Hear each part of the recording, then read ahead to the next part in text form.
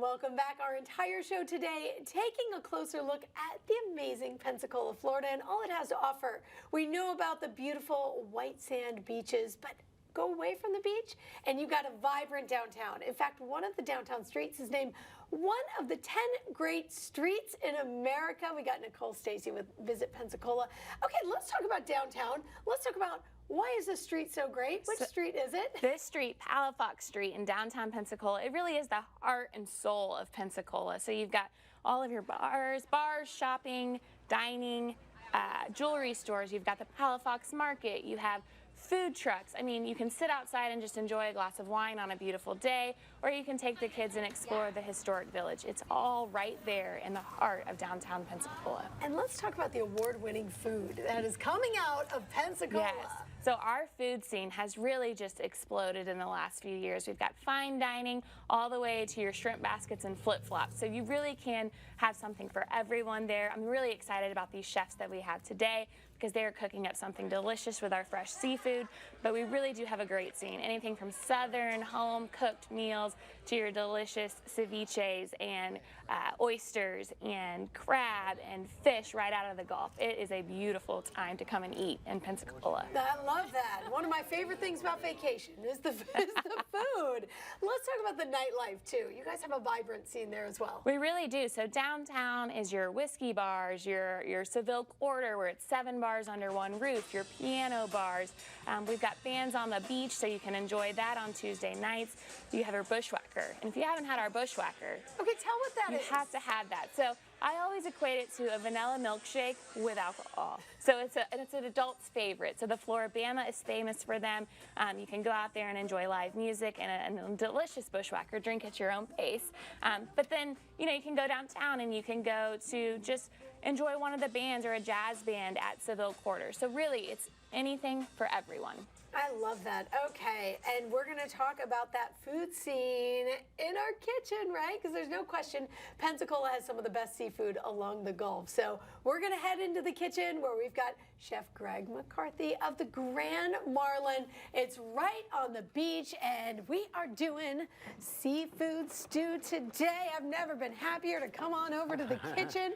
I'm doing a Gulf Coast seafood stew, and it's very loosely based on a bouillabaisse from Europe. But, you know, we put a little kick into it with some red chili flakes.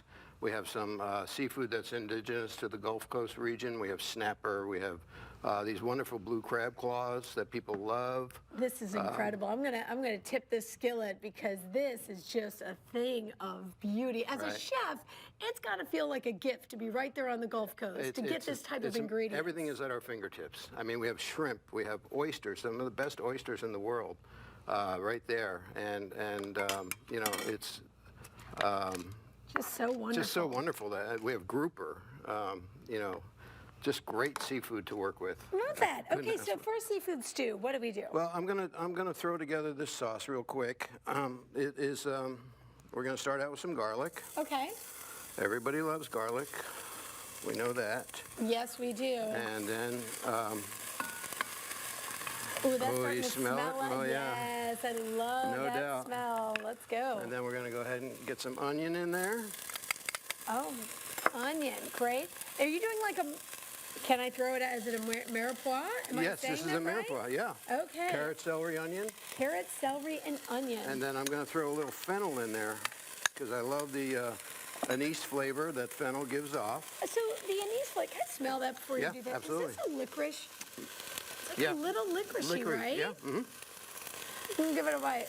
I'm always a little nervous about it, but the way it blends with the other items, it's I great don't get it, cooked but it's or magic. raw. You know, you could just shave it on a salad, or you can cook it. It goes great either way. So beautiful. You let that now. We're doing TV style, right? Yes, this is TV style. So you style. let this usually cook the mirepoix a couple minutes, 5 minutes. Cook it easily 10 to 15 minutes. Oh, really? Yeah, Okay, give it a full 10. Yeah. Okay, nice. No doubt. So okay, so we're going to put some red chili flake in there to kick it up. A little tomato paste. And I'm going to go ahead and deglaze it with some white wine. Perfect. Can I get in here with you? You should, yes, absolutely. There you go. Does it matter? What type of white wine do you prefer to use? A dry white wine, obviously. Chablis is really, Okay. yeah. You don't have to go overboard. Just a good wine, good quality wine. But But would a Chardonnay be too oaky? a Chardonnay, Too buttery? it might be. It depends on the application. Okay. And then, but I like a dry Chablis, really. Perfect. This is a clam broth. Oh, We're going to go ahead and hit it with some clam broth. We've got our tomato paste. Saffron. Saffron gives it Ooh, that beautiful saffron. color. And for those who don't know what saffron is, it's the stymus from the crocus plant, and it's grown in Spain, and it's very expensive. But it gives, The only thing I know about saffron. it gives off a beautiful color and a very aromatic flavor. I had no idea where it was from. That's good to know. I just knew it was a spendy little ingredient. Right, But it boy, sure is. But boy, it makes a difference, right? So I put in I Bay put in leaves? parsley, I put in thyme, I put in bay leaf. I'm doing a little orange zest in there Oh, wonderful. and a little bit of orange juice. Oh, adding a little bit of acid there. So that's your Yes, acid. yes. Nice. And then we have some marjoram. I like dried marjoram actually for this application. Okay. And now tomatoes go in there. You can use fresh tomatoes or you can use canned tomatoes. And really for this application, I like the way the canned tomatoes work. Especially this time of year because the tomatoes haven't come into their full flavor yet. Right. So Just a crushed. that's it. Okay. Just a diced tomato. Okay. And a good Beautiful. quality.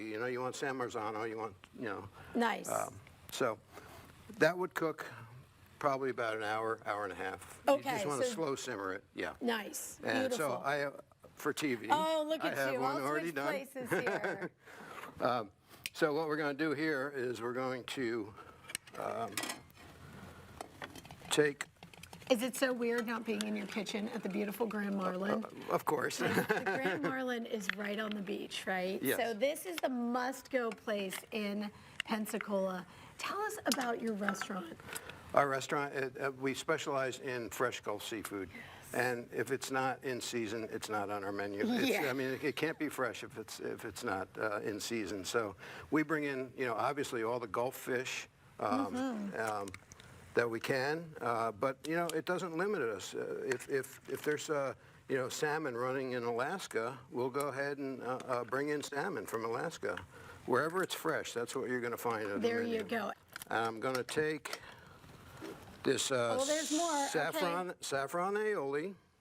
See, I knew he was going to next level it. He wasn't There done. you go. Chef Greg McCarthy is Gulf Coast seafood stew. It is a favorite among so many other And a things. little garnish. The Grand Marlin. Go to thegrandmarlin.com. Boom. It's like the clock is done. He's finished. There's so many more bites coming. there sure I'm is. so good. You're watching Today in Nashville. Stick around. We'll be right back. Chef, this is